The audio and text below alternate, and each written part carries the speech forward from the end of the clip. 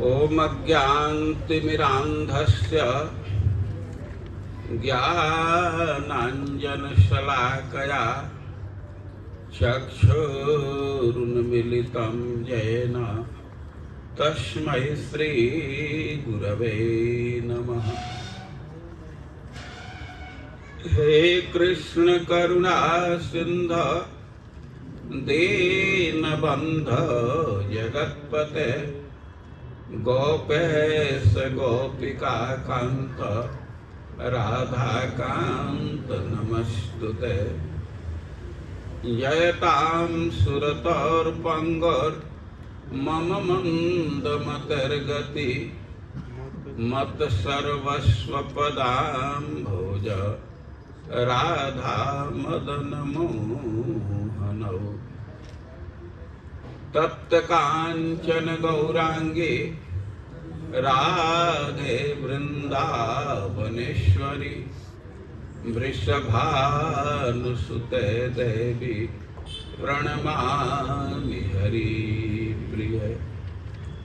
नमो महावदान्याय कृष्ण प्रेम प्रदायते कृष्णाय कृष्ण चैतन्य नामने गौरतुसे नमः।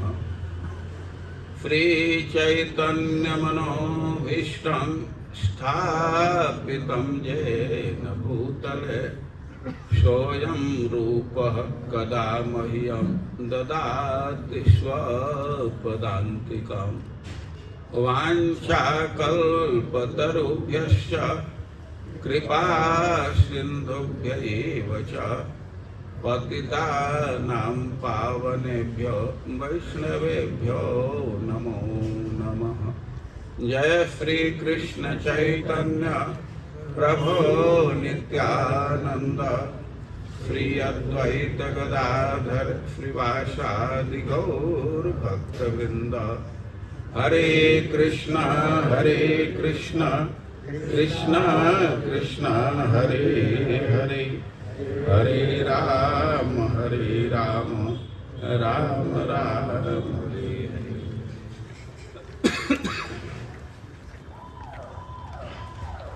हम लोग आवृत्ति करेंगे चैतन्य चरितामृत मध्य लीला अध्याय 2 श्लोक 45। आपके पास पन्ना है, बीच में श्लोक है, 45 नंबर लिखा होगा। मध्य लीला अध्याय 2 श्लोक 45।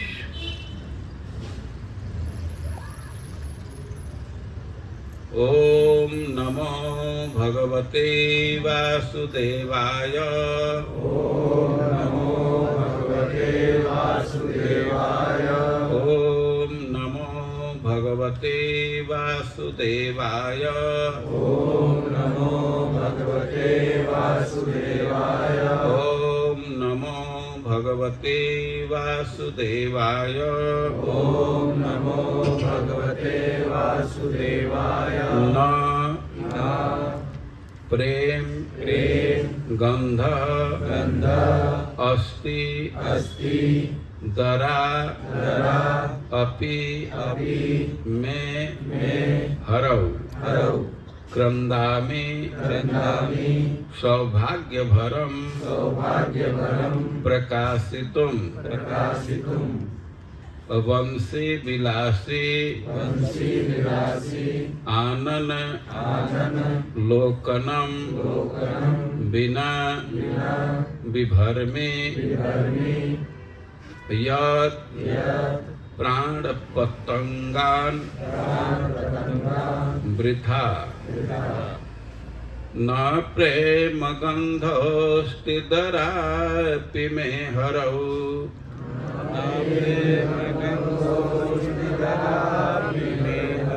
न प्रेम गंधोस्ति दरापि मे हरौ।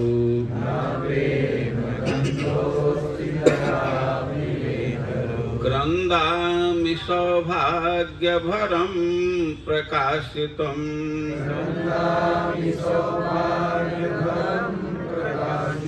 बंसी विलास्यानन लोकनं विना बंसी विलास्यानलोकनं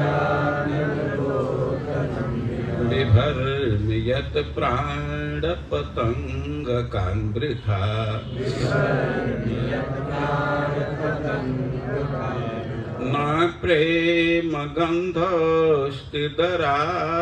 मे हरौ न प्रेम गंधोस्तिदरापि मे हरौ क्रन्दामि सौभाग्यभरं प्रकाशितुं क्रन्दामि सौभाग्यभरं प्रकाशितुं वंशे विलास्याननलोकनं विना वंशी विलास्यानलोकनं विना बिभर्मयत प्राणपतंगकान्वृथा विभर्मयत प्राण पतंगकान् सब लोग साथ में बोलिए। न प्रेम गंधोस्तिदरापि मे हरौ क्रन्दामि सौभाग्यभरं प्रकाशितुं वंशे विलास्यानलोकनं विना बिभर्मयत प्राणपतंगकान्वृथा। न कभी नहीं प्रेम गंध प्रेम गंध ईश्वर प्रेम की गंध ईश्वर प्रेम की अस्ति अस्ति है दरा अपि जरा भी में मेरा हरऊ पूर्ण पुरुषोत्तम भगवान में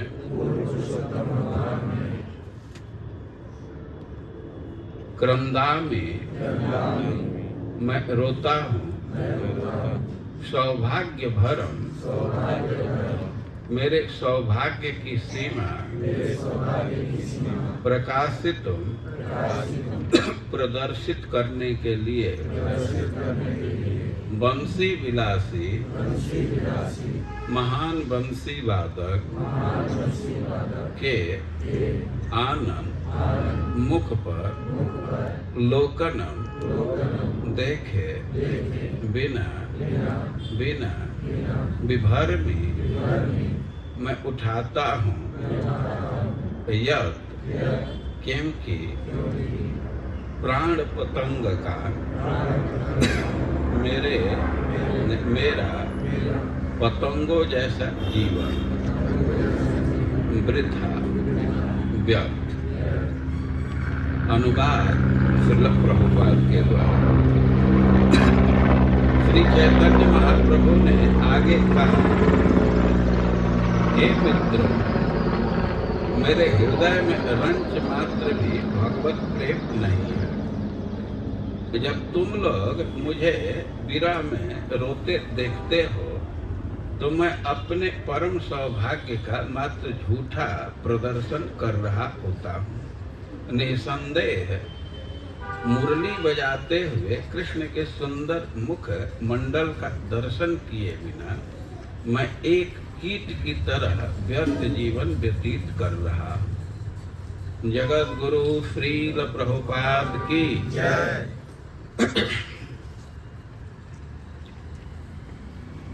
चैतन्य महाप्रभु की 3 दशाएं थी। एक को अंतर दशा और एक को बाह्य दशा और एक को अर्ध बाह्य दशा कहते हैं। और जब चैतन्य महाप्रभु अंतर दशा में रहते हैं वो बाहर का कुछ अनुसंधान नहीं रहता है। बाहर क्या हो रहा है इसका उनको कुछ पता नहीं चलता है। वे राधा रानी के भाव में विभोर हैं। कौन आ रहा है, कौन जा रहा है, कौन कहाँ है, ये सब उनको पता नहीं चलता है। और जब अर्ध बाह्य दशा में रहते हैं और इतना पता चलता है कि कोई आया या कोई है, लेकिन कौन है यह पता नहीं चलता। और बाह्य दशा में रहते हैं तो यह पता चलता है कि कौन है। 3 दशा है। और अभी हम लोग कल सुन रहे थे और चैतन्य महाप्रभु अंतरदशा में थे। उनको राधा रानी के भाव में अभिनिवेश था और राधा रानी जो श्लोक बोली हैं उसी को वे बोल रहे हैं। और राधा रानी जैसे अपने सखी को संबोधित करके श्लोक बोली हैं और चैतन्य महाप्रभु भी वैसे श्लोक बोल रहे थे। हम लोग 3 श्लोकों को सुने। अब कह रहे हैं कि चैतन्य महाप्रभु तो इस प्रकार विलाप करके अपने हृदय के शोक को प्रकट किए और वे कहने लगे कि जब उनकी बाह्य दशा हुई तो वे देखे कि हमारे समक्ष राय रमानंद और स्वरूप दामोदर जी हैं। अब उनको देखे तो वे उनसे पूछने लगे। क्षणे बाह्य हैला मन आगे देखे 2 जन तारे पूछे आमी न चैतन्य। वे उनसे पूछने लगे कि क्या मैं चेतना में नहीं था, मैं जगह नहीं था। उनको तो ऐसा लग रहा है कि हम कुछ बोले हैं, कुछ श्लोक बोल रहे थे, कुछ रो रहे थे। उनको स्मरण है। वो पूछ रहे हैं कि मैं जगा था कि नहीं। स्वप्न प्राय की देखिनु कीवा आमी प्रलापिनु तुम्हारा किछु सुनिए चेदैन। मैं कुछ सपना जैसा देखा। वो सपना तो व्यक्ति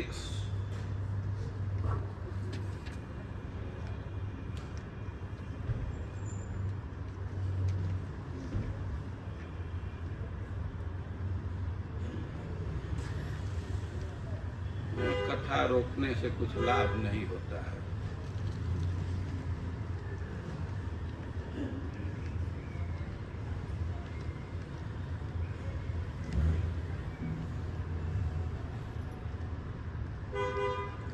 ध्यान कथा पर नहीं है तभी दूसरे जगह जा रहा है ना।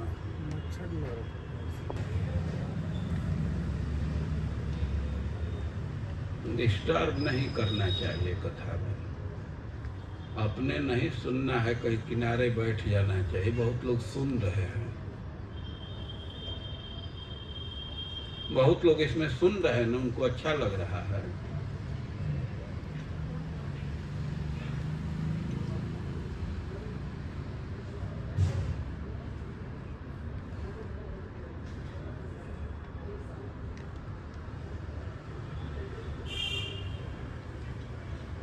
जो भी करना है कथा के पहले कर लेना चाहिए, और जो छूट गया तो कथा के बाद करना चाहिए।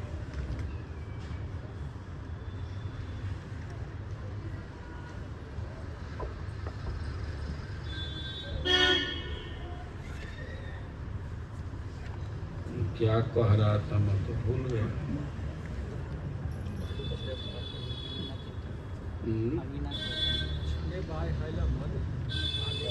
वो तो पता है। सपन जैसा देखा। हाँ, ये बात हुई। अबे पूछ रहे हैं कि मैं जगा था, उसका कारण है कि स्वप्न प्राय की देखूनी। उनको लग रहा है कि मैं कुछ सपना जैसा देखा है। तो सपना तो आदमी सोए रहता है तब देखता है ना। तो इसी से उनका प्रश्न है कि मैं जगा नहीं था, सो रहा था। वो सपना जैसा कुछ स्मरण हो रहा है, तो सपना तो आदमी सोए देखा गया। दिवा स्वप्न भी देखते हैं, लेकिन सपना तो सोए नींद में आदमी देखता है।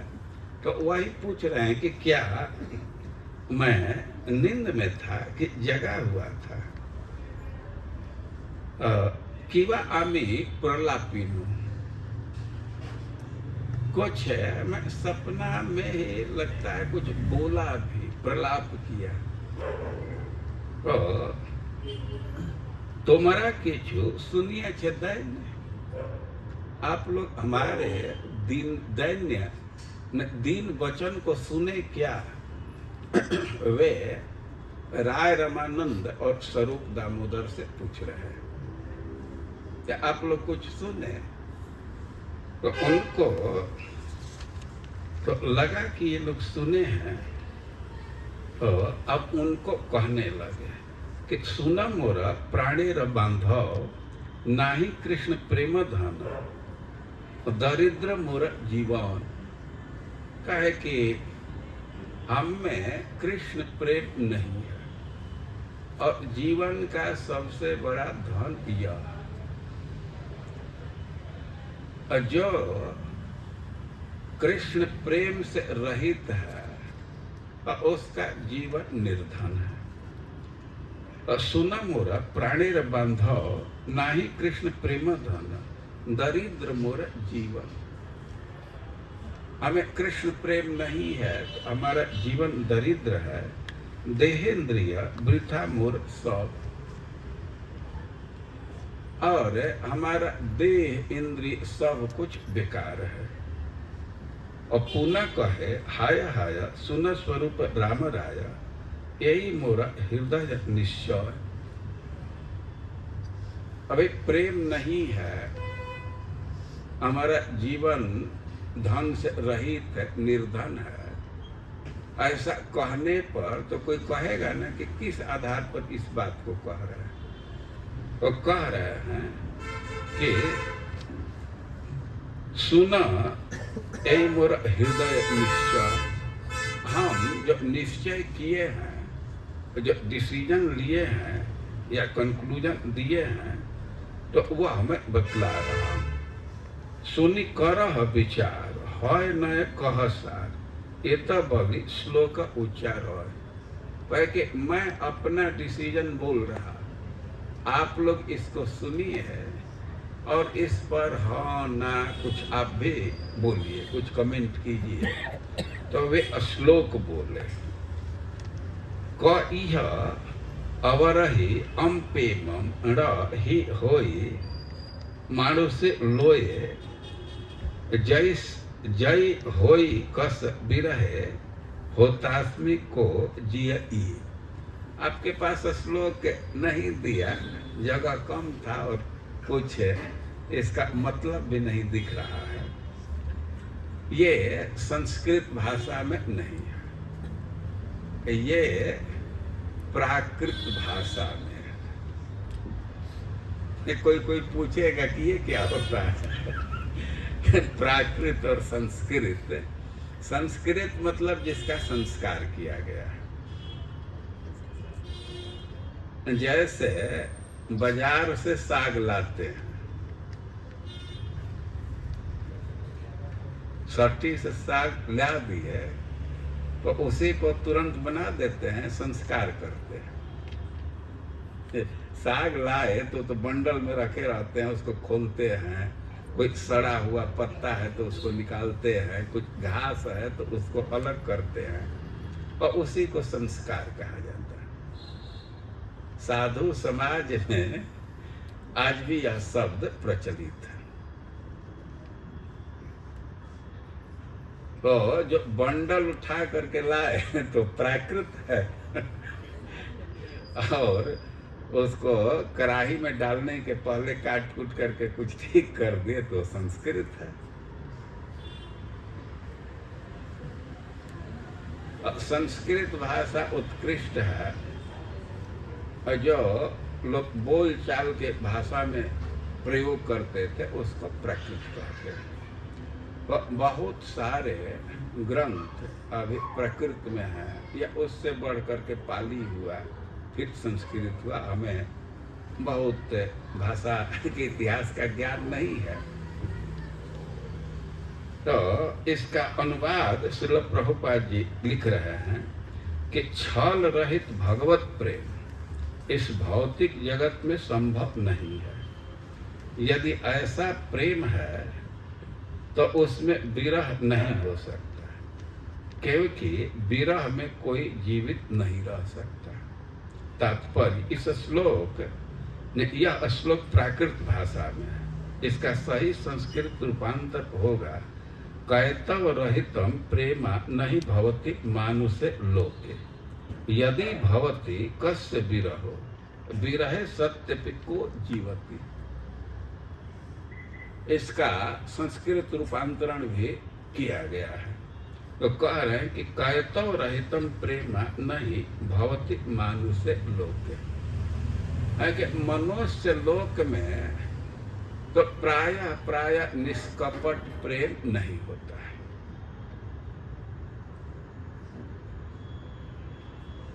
कोई न कोई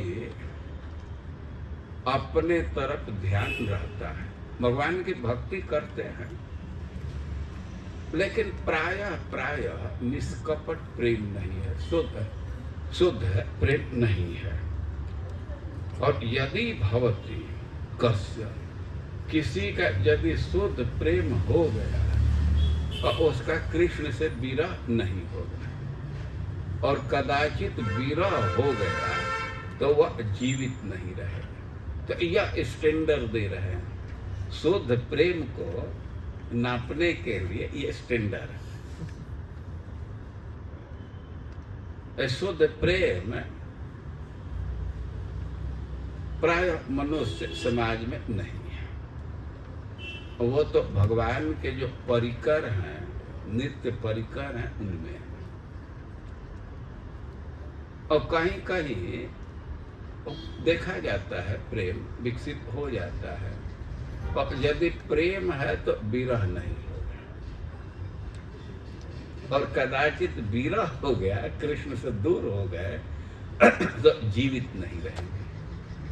कि एक आधार दे रहे हैं ना चैतन्य महाप्रभु, तो जीवित है, तो इस आधार पर कह रहे हैं कि ना शुद्ध प्रेम नहीं। एक लॉजिक समझ रहे हैं ना। तो एत कही सची सुत श्लोक पढ़े अद्भुत सुने दुहे एक मन हैया ने। एत कही सची सुत श्लोक पढ़े अद्भुत सुने दुहे एक मन हैया। आपन हृदय काज कही ते बासिए लाज तबु कही लाज बीज खाइया। चैतन्य महाप्रभु कहने लगे कि ये सब श्लोक अब आपके पेपर पर है, देखते चले तो अच्छा रहेगा। तो चैतन्य महाप्रभु कह रहे हैं कि इत कही, कहाँ से एक छूट गया है क्या? वो चैतन्य महाप्रभु खुद ही उस श्लोक का अर्थ कर रहे हैं कि अकय तव कृष्ण प्रेम जे न जाम्बु नद है से ही प्रेम निर्लोके न है। कृष्ण प्रेम तो जाम्बू नद सोने के समान है। कि भाई जाम्बू नद सोना क्या होता है? आप श्रीमद् भागवतम पढ़ते हैं तो जम्बू द्वीप का वर्णन, कई एक द्वीप का वर्णन है, और उसमें एक है जम्बू द्वीप। जम्बू मतलब जामुन, जामुन तो सब लोग समझते हैं ना, और उसी को संस्कृत में जम्बू फलम कहते हैं। तो ये द्वीप का नाम एक वृक्ष के नाम पर डाला गया, वृक्ष के पहचान से डाला गया। बहुत विशाल वृक्ष है, वो इतना महत्वपूर्ण है, तो वही लैंडमार्क बन गया है। उसके नाम से पूरा एक द्वीप का नाम दे दिया गया है। देखते ना, एक कोई गेट है ना, कश्मीरी गेट क्या है, इंडिया गेट, वो गेट है, उसी के नाम से पूरा क्षेत्र का नाम चलता है ना, ऐसा ही है ना।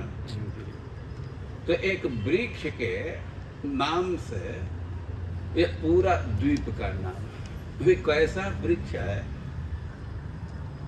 और वृक्ष बहुत विशाल है और उसमें फल बहुत लगता है, और फल का साइज हाथी के बराबर होता है। जामुन का फल हाथी के साइज का होता है और पक पक करके गिरता रहता है। जामुन रोड पर है, गिरता है, वो कार वाले उसी पर चढ़ा देते हैं। तो वो वृक्ष पर बहुत फल है और गिरता रहता, और उस जामुन की विशेषता है कि उसमें बीज नहीं होता है। आप लोग यहाँ जामुन के फल में अंतर देखते हैं।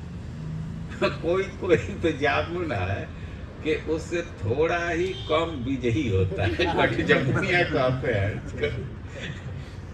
जितना जामुन है उसे थोड़ा सा छोटा बीज रहेगा, और कोई कोई जामुन होता है कि उसका बीज बहुत छोटा होता है। कि जो जम्बो वृक्ष है उससे जो फल है तो हाथी के बराबर होते हैं, और उसमें बीज नहीं होता है, और वो इतना फल गिरता है कि जामुन के फल के रस का नदी बहने लगता है। नदी से कोई भी उठा करके पी लेता है। अब स्वाभाविक है कि वो जूस पी करके जो रहता है तो उसके प्रभाव से उसके शरीर में झुर्री नहीं पड़ती स्वर्गीय लोक में, और थकान नहीं होता है। और नदी है तो बहते बहते दोनों तट पर कुछ रस सूख जाता है, आगे जाते जाते रस सूख जाता है।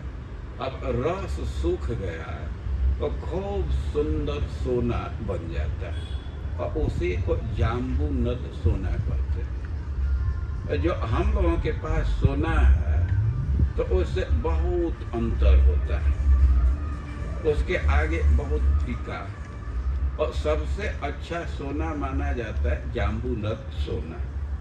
तो कह रहे हैं कि अतकय तव कृष्ण प्रेम जेना जाम्बू नंदा हेम से ही प्रेम निर्लोके न है, यदि है तार जो न है तब वियोग वियोगे है के है उतना जिया।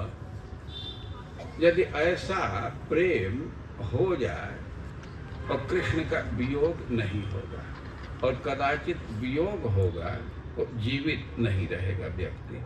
तो इत कही सची सुत श्लोक पढ़े अद्भुत, सुने दुहे एक मन हैया। और इतना कह करके और चैतन्य महाप्रभु एक और श्लोक पढ़े, और राय रमानंद और स्वरूप दामोदर उसको खूब ध्यान पूर्वक सुन रहे हैं, मन को एकाग्र करके सुन रहे हैं। आपन हृदय काज कही ते बासिए लाज, तबु कही लाज बीज खैया। कि अपने हृदय की बात को कहने में तो लज्जा का अनुभव होता है, लेकिन सब लज्जा का त्याग करके, लज्जा का बीज तक चबा करके, मतलब थोड़ा भी अवशेष नहीं है, हम अपने हृदय की बात कह रहे हैं। ये कह रहे हैं कि न प्रेम गंधोस्ति दरापि में हरौ, क्रंदामि सौभाग्य भरम प्रकाशितम, वंशे विलासानन लोकनम विना बिभर्मयत प्राण पतंग कांवृथा, है कि हमें कृष्ण प्रेम का गंध भी नहीं है, और कृष्ण प्रेम का एक छोटा अंश भी, उसका कणिका भी हमारे हृदय में नहीं है। लेकिन वो लोग कहेंगे कि अभी तो आप विलाप कर रहे थे। हाँ, करें कि ना, क्रंदामि सौभाग्य भरम प्रकाशित, हम तो ऐसे चिल्ला रहे थे, रो रहे थे, या दिखाने के लिए कि हमारे पास कृष्ण का प्रेम है, हम सौभाग्यशाली हैं, और अपना सौभाग्य के प्रदर्शन के लिए मैं ऐसे रो रहा था, झूठा रो रहा था, प्रेम है नहीं। वे जो कृष्ण का प्रेमी है तो लोग उसका सम्मान करते हैं ना, जो भक्ति में उन्नत है उसका सम्मान करते हैं। तो हम तो थोड़ा सम्मान पाने के लिए ऐसे झूठे चिल्ला रहा था, दिखावा कर रहा था। और बंसी विलासन लोकनम बिना विभर्म यत प्राण पतंग का वृथा, के जो बंसी विलासी है, बंसी विलासी जो बंसी के साथ विलास करता है, बंसी बजाता है, और उसके मुख को देखे बिना तो मैं तो झूठा अपने प्राणों को ढो रहा। यह बंसी विलास्यान, भगवान का मुख तो अतिशय सुंदर है, लेकिन जब बंसी वादन करते हैं और उनका मुख और शोभित हो जाता है। अब बंसी से जो विलसित मुख है उसको बंसी विलासी कहें, या जो मुख बंसी से विलास कर रहा है, उसे खेल रहा है, उसको बजा रहा है, उसको बंसी विलासी कहेंगे। क्योंकि जो बंसी विलासी मुख है तो उसके अवलोकन के बिना तो व्यर्थ के अपने प्राण को ढो रहे हैं। ये प्राण बहुवचन में बोल रहा है, तो प्राण 10 प्रकार का होता है, लेकिन 5 उसमें मुख्य है। तो बहुवचन प्रयोग करने का आशय है, उधर मुख्य प्राण के तरफ उनका निर्देश है। तो इसको भी एक बार सुन लेना चाहिए। ऐसे 5 प्राण हैं, तो उसमें जिसको प्राण कहते हैं तो हृदय में वह रहता है, उसका स्थान है हृदय। और जो भोजन करते हैं, कवर निगलते हैं, तो उसी के सहायता से हम अन्न को भीतर ले जाते हैं, निगल जाते हैं। और एक प्राण का नाम है अपान, तो वह गुह्य द्वार पर नीचे के जो 2 अंग हैं और उधर रहता है, और उसी वायु से, उसी प्राण वायु के सहारे व्यक्ति मल मूत्र का विसर्जन करता है। और एक प्राण का नाम है समान, वह नाभि देश में रहता है, और उसी का क्रिया है भोजन को पचा देना। और एक प्राण का नाम है उदान, वह कंठ में रहता है, और उसी से व्यक्ति भाषण करता है, बोलता है। और एक प्राण है, उसको व्यान कहते हैं, और पूरा शरीर में व्याप्त रहता है, और जो आँख इत्यादि का खुलना बंद होना है, तो ये सब उसी प्राण से संचालित होता है, उसके सहारे चलता है। तो 5 प्राण सक्रिय है, तो इसी से अवे बहुवचन में प्रयोग कर रहे हैं। ये सब प्राण बेकार है। विभर्मी प्राण पतंग का वृथा, तो प्राण के बदले क्या शब्द दे रहे हैं? प्राण पतंग का। पतंग मतलब क्रीड़ा, फतिंगा। और मनुष्य और फतिंगा में तुलना करेंगे तो दोनों बराबरी है कि अंतर है? फतिंगा को तो बहुत है माना जाता है ना, मनुष्य के आगे वे कीट पतंग बहुत है माने जाते हैं और जन्म लेते हैं, मर जाते हैं। और प्राण के लिए पतंग शब्द का प्रयोग कर रहे हैं यह मैसेज देने के लिए कि जिस व्यक्ति के हृदय में प्रेम है, कृष्ण का प्रेम है, तो उसके प्राण तो बहुत महत्वपूर्ण है। और प्रेम नहीं है तो प्राण एकदम कीट पतंग के तरह हे तो हे प्राण को भी मैं व्यर्थ का धारण कर रहा, ऐसे चैतन्य महाप्रभु बोल रहे हैं।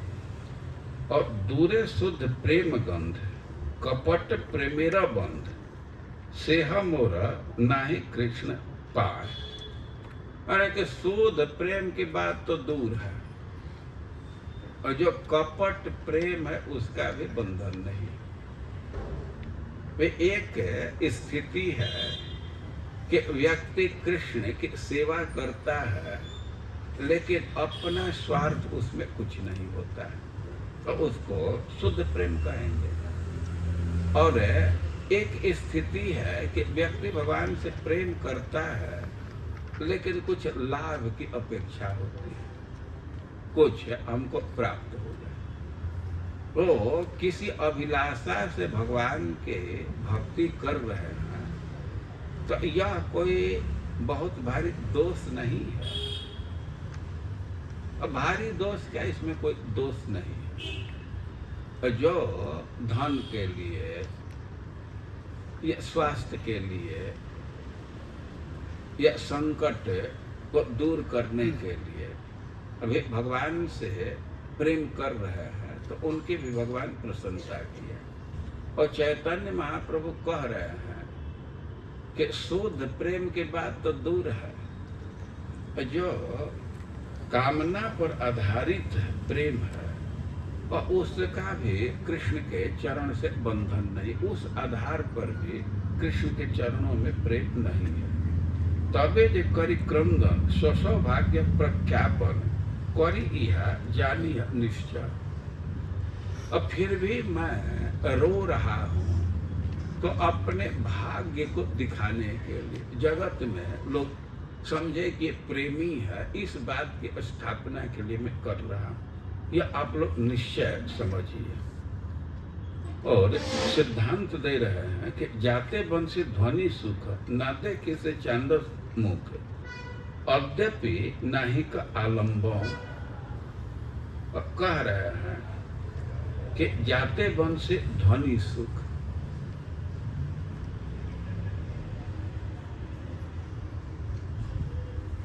और जाते बंसी ध्वनि सुख, जहाँ से वंशी ध्वनि का सुख प्राप्त होता है, ना देखे से चांद मुख, उस सुंदर मुख का दर्शन नहीं किया, यद्यपि नाही का आलंबन, और वह विषयालंबन नहीं है, वो आलंबन नहीं बना, हमारे चित्त का विषय वह नहीं बना है।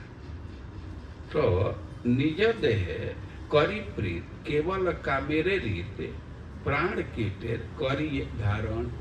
हम तो केवल अपने स्वार्थ पर आधारित प्रेम कर रहे हैं, और यह तो केवल काम की रीति है, तो हम फालतू का, ये व्यर्थ का, ये प्राण धारण किए हैं। कृष्ण प्रेम सुनिर्मल जेन शुद्ध गंगा जल, से ही प्रेम अमृतेर सिंधु। कह रहे हैं कि कृष्ण का प्रेम तो सुनिर्मल गंगा जल के समान है, और से ही प्रेम अमृतेर सिंधु, और वह परम स्वादिष्ट है। निर्मल जे अनुरागे नालुकाय अन्य दागे, शुक्ल वस्त्र जैसे शशि मसी बिंदु।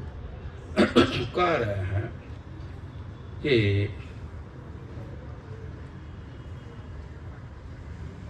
कृष्ण का शुद्ध प्रेम बहुत बड़े सफेद वस्त्र के भांति है। अनुराग का अभाव इस सफेद वस्त्र पर काले दाग की तरह। जिस प्रकार काला धब्बा दूर से दिखता है, उसी तरह भगवत प्रेम के स्तर पर इस प्रेम का अभाव सुस्पष्ट दिखता है। तो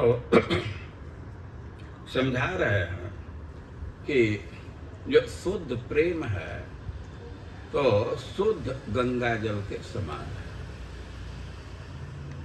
कृष्ण प्रेम सुनिर्मल जेन शुद्ध गंगा जल। और प्रेम के तुलना गंगा जल से कर रहे हैं, और शुद्ध गंगा जल से। और शुद्ध गंगा जल का अर्थ है कि जिसमें मिट्टी नहीं है, जिसमें खरपतवार नहीं है, और उसको निर्मल गंगा जल कहेंगे। तो अब गंगा जल पर विचार कीजिए कि जो निर्मल गंगा जल है तो उसकी क्या विशेषता है, तो पवित्र करेगा और सुस्वादु है, पीने में बहुत अच्छा लगेगा।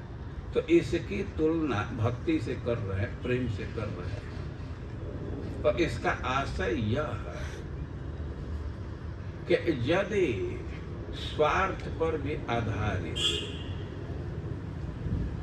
भगवान से प्रेम है तो वह भी पवित्र तो कर ही देगा, मुक्ति तो दे ही देगा। गंगा जी के जल में कोई खर पतवार है या मटमैला है तो उसके शुद्धि में कोई कमी नहीं है, उसमें भी स्नान करेंगे तो शुद्ध होंगे ना। अब निर्मल गंगा जल है तो वो बहुत सुस्वादु होगा पान करने में। तो भगवान का प्रेम किसी स्तर का है और मुक्ति तो जरूर मिल जाएगी, उसमें कोई कठिनाई नहीं है। अब इतना जरूर है कि शुद्ध प्रेम है, उसका व्यक्ति आस्वादन करता है, उसमें परम सुख का लाभ होता है। कामना पर आधारित प्रेम है और उसमें उस सुख का आस्वादन नहीं हो पाता। और शुद्ध प्रेम वो छिपता नहीं है, वो दिख जाता है। शुद्ध प्रेम सुख सिंधु पाई तर एक बिंदु से बिंदु जगत डुबाए। और शुद्ध प्रेम का एक कणिका भी मिल जाए तो व्यक्ति तृप्त हो जाएगा। कई बार योग्य नहीं तथापि बाबुला करे कहिले वाक्य न केवल पतिया। लेकिन शुद्ध प्रेम के समय में तो कहना ही कठिन और वह अनिर्वचनीय है, वाणी का विषय नहीं है और उसका कठिन ही उसको निरूपण करना ही कठिन है। लेकिन मैं बेलौज हो करके उसका निरूपण भी करूं तो कौन उस बात पर विश्वास करेगा।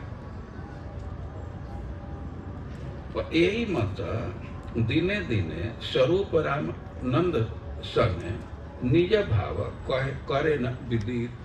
तो ऐसे चैतन्य महाप्रभु अपने विचार को राय रामानंद और स्वरूप दामोदर के समक्ष रखते थे।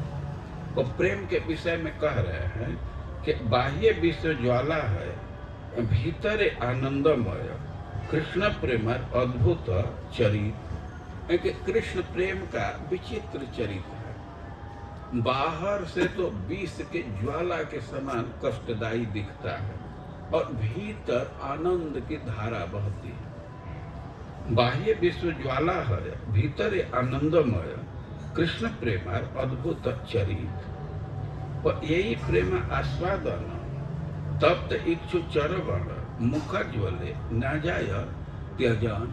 प्रेम के विषय में कह रहे हैं कि प्रेम का आस्वादन करना तप्त इच्छु के आस्वादन के समान है।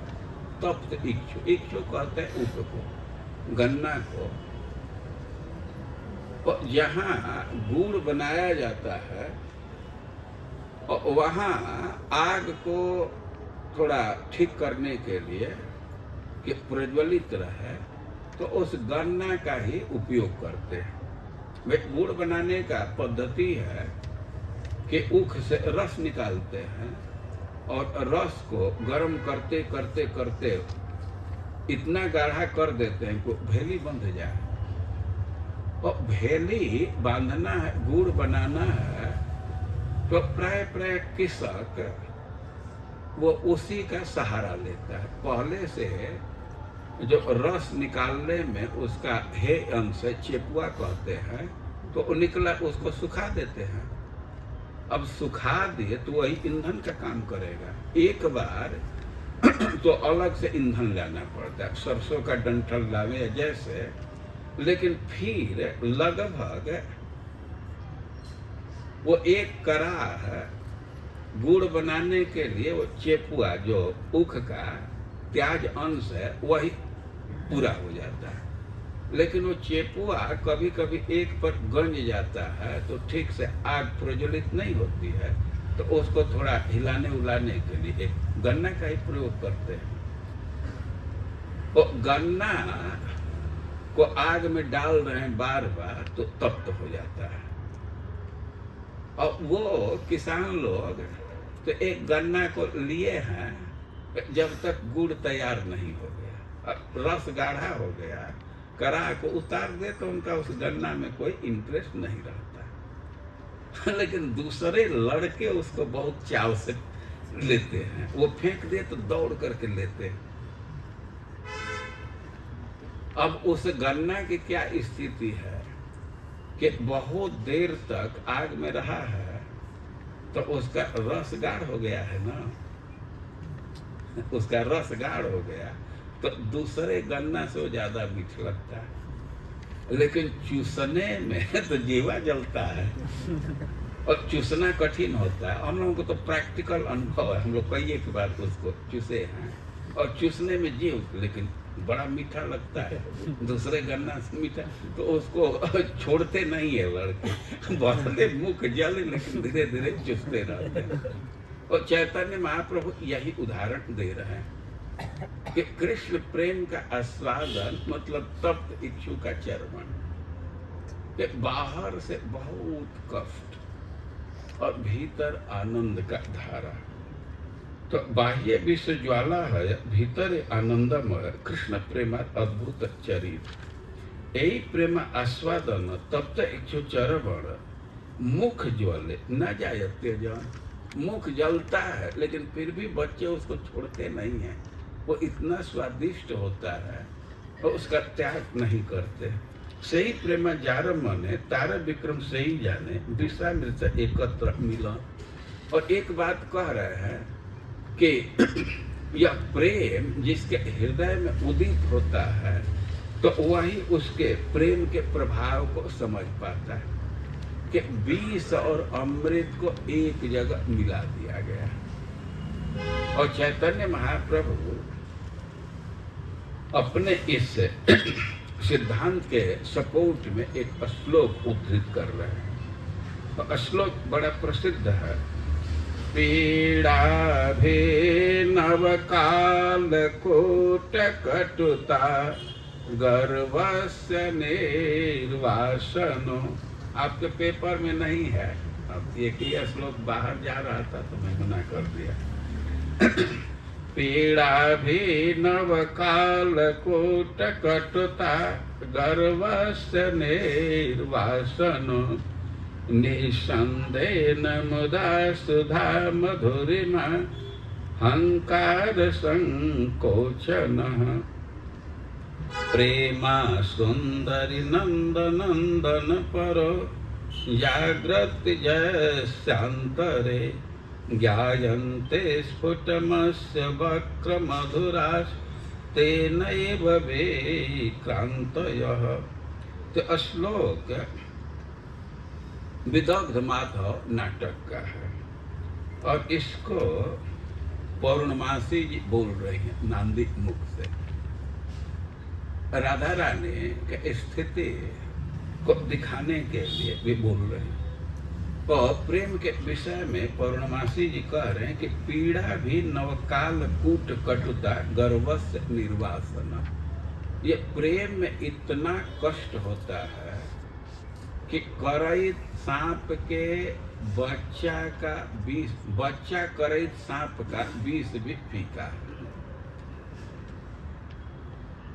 भारत में दो सांप बहुत विषैले माने जाते हैं, करैत और गेहूं। और दोनों में एक अंतर है।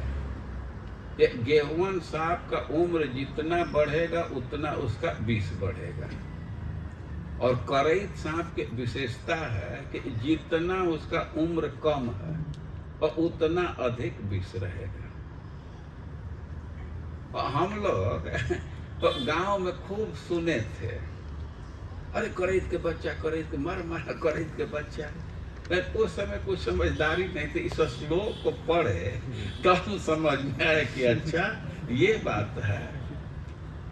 तो नवकाल कूट कटुता, एकदम करैत का बच्चा है और उससे जो विष का ज्वाला निकलता है, और प्रेम में वह विष का ज्वाला भी फीका है। प्रेम में उससे भी अधिक ज्वाला का अनुभव होता है। और निसंदेह मुदा सुधा मधुरिमा अहंकार संकोचन, और जो उसमें आनंद की धारा बहती है तो वह तो अमृत के गर्भ को भी फीका करने वाला है। अब प्रेम में जितना आनंद का अनुभव है, जितना स्वाद अनुभव होता है, सुख अनुभव होता है, उतना सुख स्वाद अमृत के पान में भी नहीं है। और प्रेमा सुंदर नंद नंदन पर जागृत जस्यांतर, यानी कि जिसके हृदय में ये प्रेम उदित होता है तो प्रेम के प्रभाव को वही जान पाता है, और दूसरा इसको नहीं समझ सकता। वो केवल हृदय में अनुभूत होता है, उसका वर्णन नहीं किया जा सकता। ये कह रहे हैं कि तस्य वक्र मधुरा विक्रांतया, वो मधुर भी है और बिटर तिक्त भी है, पर दोनों एक साथ है। लेकिन एक चीज है ध्यान रखना चाहिए कि जो विष का ज्वाला है तो उससे तो व्यक्ति ताप अनुभव करता है, लेकिन प्रेम का ज्वाला है और उससे एक शीतलता का ही अनुभव होता है। देखिए प्रेम की बात तो दूर है, अब उसका तो कुछ अनुभव नहीं है। मान लीजिए कि कभी कभी कुछ भक्ति का उद्रेक आता है और व्यक्ति रोने लगता है, आंसू आने लगते हैं, तो आंसू आने से तो जलन नहीं होता है, एक शीतलता का ही अनुभव होता है। बल्कि आदमी की आकांक्षा बढ़ जाती है कि फिर ऐसा ही कोई अवसर आता है। कई एक लोग प्रश्न करते हैं कि भगवान गोपियों को ऐसे तड़पते क्यों छोड़ दिए। अरे वो तड़प रही थी, लेकिन उस तड़पन में भी एक परम आनंद है। चैतन्य महाप्रभु उसी को अनुभूत करने के लिए अवतार ग्रहण किए।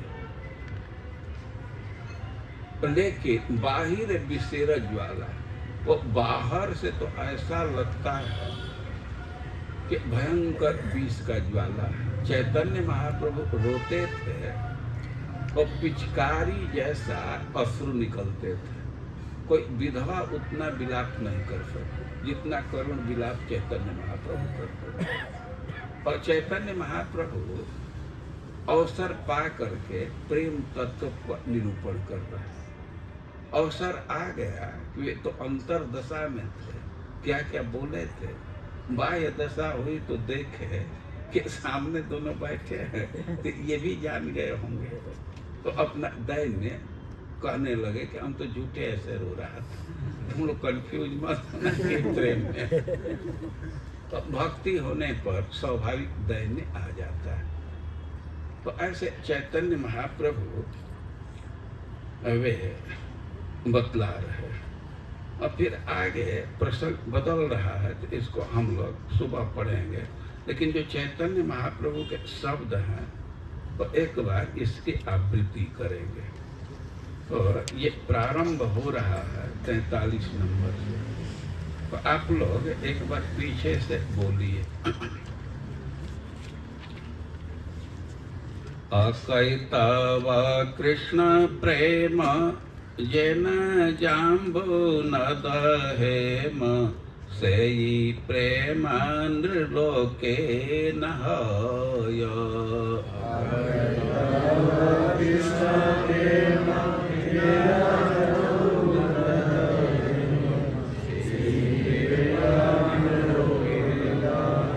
वो एक पाई फालतू का यहाँ आ गया है।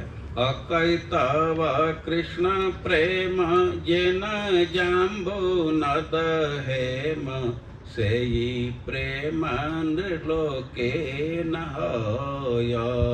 अकैतव कृष्ण प्रेम जेन जाम्बु नद हेम सेयि प्रेम नृलोके नहय।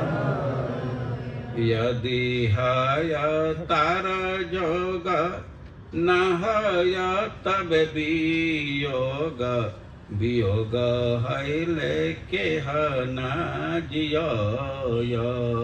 यदि हय तार जोग न हय तब वियोग वियोग हइले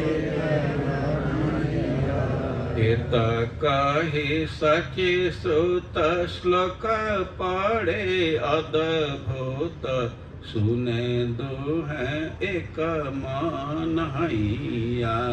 इत कहि सचि सुत श्लोक पढ़े अद्भुत सुने दुहे एक मन हैया। इत कहि सचि सुत श्लोक पढ़े अद्भुत सुने दुहे एक मन हैया।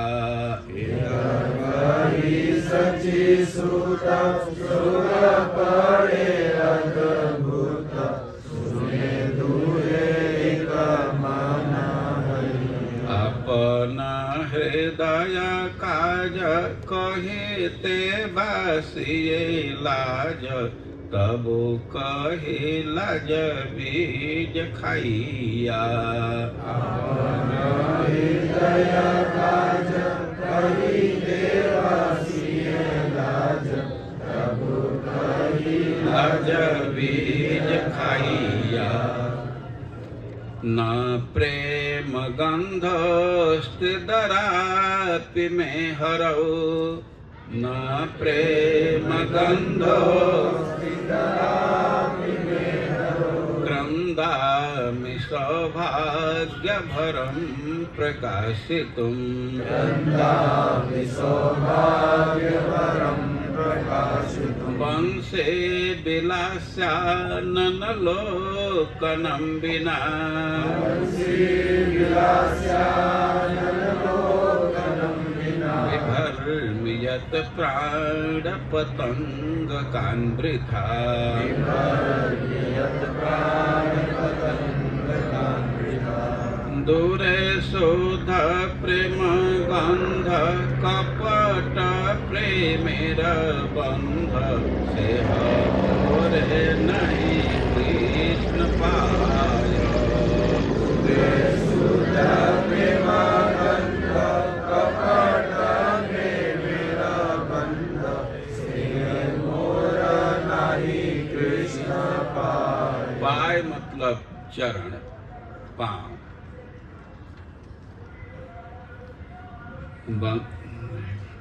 दूरे शोध प्रेम गंध कपट प्रेमेर बंध सेह मोर नहीं कृष्ण पाय।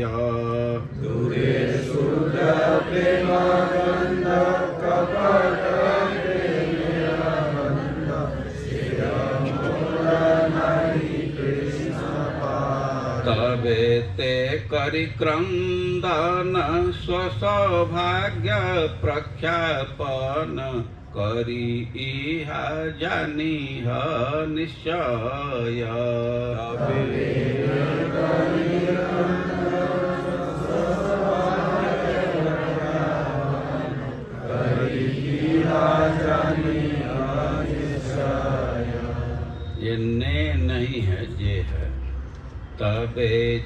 करि क्रंदन स्वसौभाग्य प्रख्यापन करी इहा जानिह निश्चय। तबे जे करि क्रंदन स्वसौभाग्य प्रख्यापन करी इहा जानिह निश्चय। जाते वंशे ध्वनि सुख न देखी से चंद मुख यद्यपि नाही क आलंबन। जाते वंशी ध्वनि सुख न देखी से चंद मुख यद्यपि नाही क आलंबन। याते वंशे ध्वनि सुख न देखी से चंद मुख अद्यपि नाही क आलंबन। याते वंशी ध्वनि सुख न देखी से चंद्र मुख यद्यपि नाही क आलंबन। निज देह करी प्रीति केवल कामेर रीति प्राण कीटर करिए धरण। निज देह करी प्रीति केवल कामेर रीति प्राण कीटर करिए धरण। कृष्ण प्रेम सुनिर्मल जिन शुद्ध गंगा जल सेई प्रेम अमृतेर सिंधु।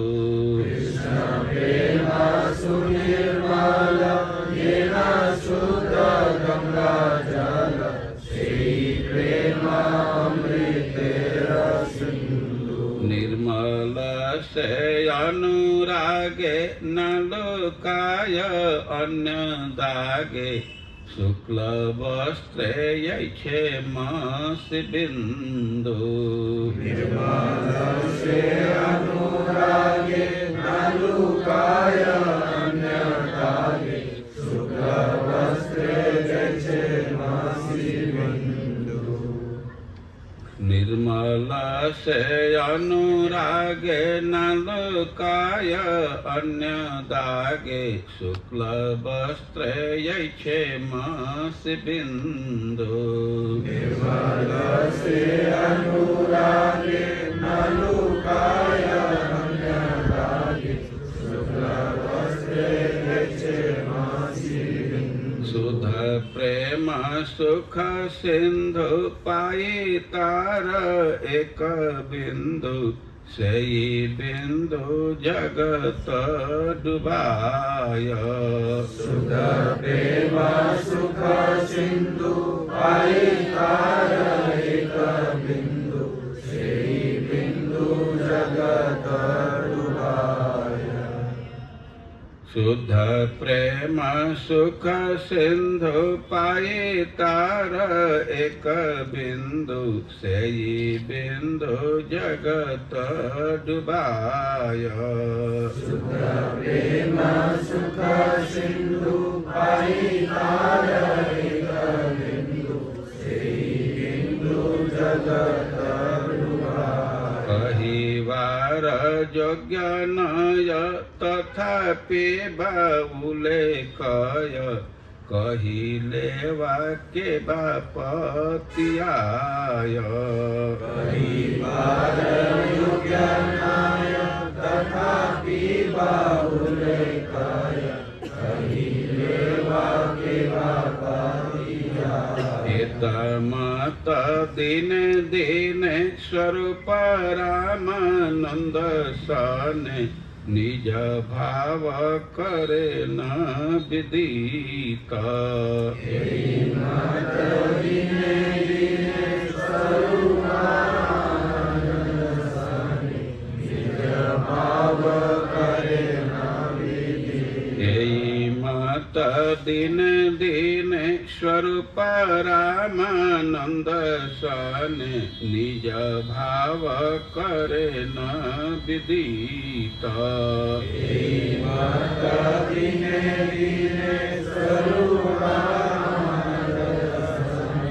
निज भाव करे न विदित बाह्ये विष ज्वाला हय भीतरे आनंदमय कृष्ण प्रेमार अद्भुत चरित बाह्ये विष ज्वाला हय भीतरे आनंदमय कृष्ण प्रेमार अद्भुत चरित बाह्ये विष ज्वाला हय भीतरे आनंदमय कृष्ण प्रेमार अद्भुत चरित बाह्ये विष ज्वाला हय भीतरे आनंदमय कृष्ण प्रेमार अद्भुत चरित एहि प्रेमास्वादन तप्त इक्षुचर बण मुख ज्वाले न जाय त्यजन एहि प्रेमास्वादन तप्त इक्षुचर बण मुख ज्वाले न जाय त्यजन एहि प्रेमास्वादन तप्त इक्षुचर बण मुख ज्वाले न जाय त्यजन एहि प्रेमास्वादन तप्त इक्षुचर बण मुख ज्वाले न जाय त्यजन सेई प्रेम जार मने तार विक्रम सेई जाने विषामृत एकत्र मिलन सेई प्रेम जार मने तार विक्रम सेई जाने विषामृत एकत्र मिलन सेई प्रेम जार मने तार विक्रम सेई जाने विषामृत एकत्र मिलन सेई प्रेम जार मने तार विक्रम सेई जाने विषामृत एकत्र मिलन। और चैतन्य महाप्रभु अपने भाव को राय रामानंद और स्वरूप दामोदर से बतलाते रहते हैं। अब आगे चैतन्य महाप्रभु जगन्नाथ जी का दर्शन कर रहे हैं तो उनके मन में क्या विचार आ रहा है और उनकी क्या स्थिति है, ये सब हम लोग कल सुनेंगे। चैतन्य महाप्रभु गंभीरा में है और मुख्य काम है उनका श्लोक बोलना, उसके भाव का आस्वादन करना। और कई एक श्लोक बोले हैं, बड़े ही महत्वपूर्ण श्लोक है और उसको हम लोग कल सुनेंगे। और परसों दिन भी एक छोटा सा क्लास और वह लगता है कि सबसे मधुर होगा। ठीक मंगला आरती के बाद छोटा सा क्लास आधा घंटा 40 मिनट का ना। आयोजन के तरफ से कल तक ही है, लेकिन वो हर एक साल एक्सटेंशन होता ही है। इस बार भी अभी कोई अधिकारी लोग कहे नहीं है, लेकिन प्राय हो ही जाता है। कोई कठिनाई तो नहीं आती है, उस दिन भी एक क्लास हो जाएगा छोटा। एक श्लोक है बहुत सुंदर है, उसको सोच रहा हूँ कि गौर पूर्णिमा के तिथि प्रस्तुत